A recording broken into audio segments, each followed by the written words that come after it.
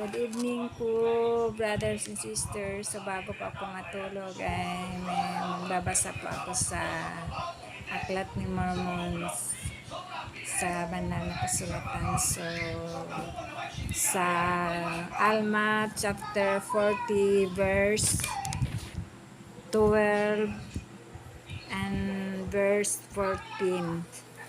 Sabi niya dito, at sa gayon, ito ay mangyayari na ang mga espiritu ng yaong mabubuti ay tatanggapin sa kalagayan ng kaligayahan na tinatawag na paraiso.